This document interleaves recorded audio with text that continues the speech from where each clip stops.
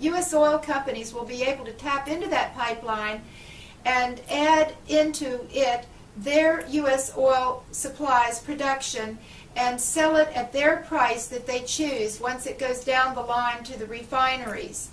The other thing I'd like to do is get up skilled labor force for the oil patch, for the oil industry. Those jobs were highly trained and skilled jobs that were passed down from one generation to the next, and we lost them back in 1983 because the U.S. oil industry went out the window and we were dependent on foreign oil. So all of these things combined, my KISS plan, my getting on board with the Keystone Pipeline project, as well as getting a skilled labor force up and running in the oil patch, these are all the ways that I'd like to go to Congress and fight for you to get, and with you, to get the oil industry back in our control, and America will bloom and flourish once again. If you'll go with me to the next section, I will talk about why I believe that I'm the most qualified candidate for this position, U.S. Congress, District 36 in Texas.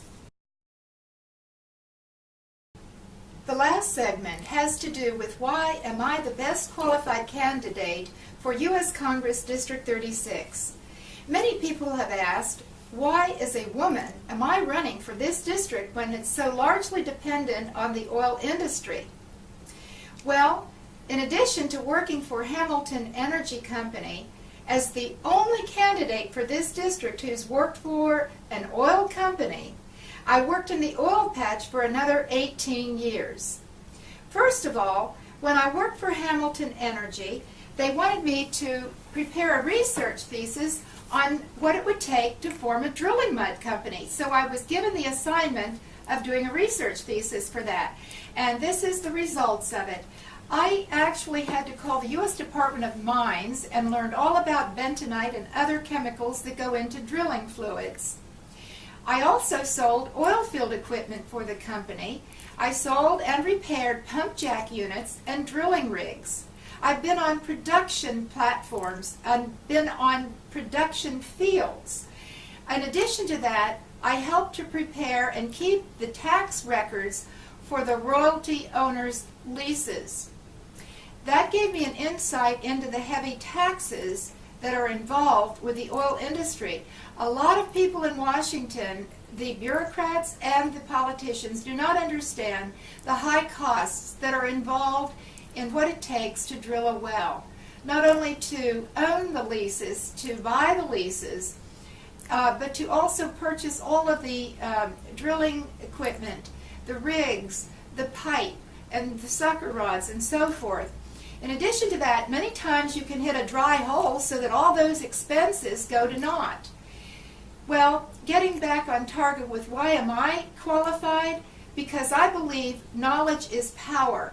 And I would hope and I would think that the people of District 36 would want to elect a candidate who has the knowledge of the oil industry, the #1 leading commodity in our entire economy, and who has a solution and a plan to get our control back of it, which we lost in 1980 to 83, and turn it around and get drilling back up and running across America so that we will have lower prices at the pump and we will have businesses with more money left over to hire people for jobs across America in every segment of our economy. In addition to working for the oil company, where I gained a wealth of experience in the oil industry, I was hired as the Gulf Coast sales manager for the only full-service national marine and offshore oil supply company in the U.S. at that time. Kansas Packing and Marine Supply Company was the leader in that industry. And I would call on major oil corporations, seismic companies. I even boarded some of their vessels. I boarded all kinds of ships coming into the ports along the Gulf Coast, including military ships, as well as seismic ships, as well as oil tankers, LNG tankers. And I also sold to large construction companies that were related to the oil industry that had operations around the world and needed our campsite supplies. In addition to that, I would call on all kinds of other oil-related companies so that I have a wealth of knowledge of the oil industry. No other candidate running for this office has those kinds of qualifications and experiences. Another reason that I feel I'm qualified for this position is I am a real estate broker. I'm a small business owner. I'm a member of the Houston Association of Realtors, and I understand the importance of taxes and why we need to get our corporate taxes down on our U.S. businesses. Another reason I feel I'm qualified is that I have good communication skills as a former senior English teacher and a current teacher of English for SATs and essay writing, as well as to oil company executives for how to improve writing and speaking skills, which I've done at the University of Houston through a private program. A lot of people wonder, well, have I actually held a political office before? No, but I can tell you this, that I was a leader in my neighborhood when it came to a very serious flooding issue where commercial developers had flooded out many homes, many subdivisions, due to the lack of detention pond that these commercial developers were required under contract to do, but which they reneged on.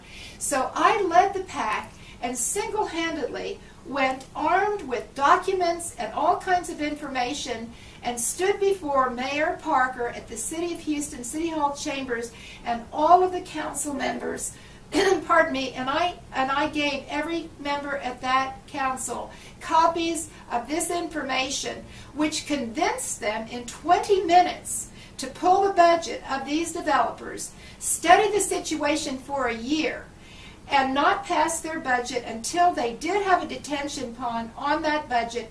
And today, we have a detention pond being built as I speak.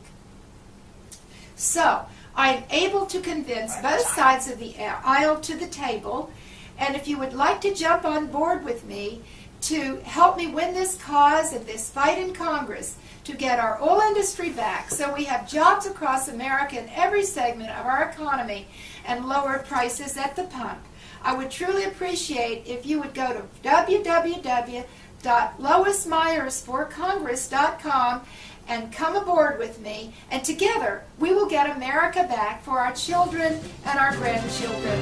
God bless you, and God bless America.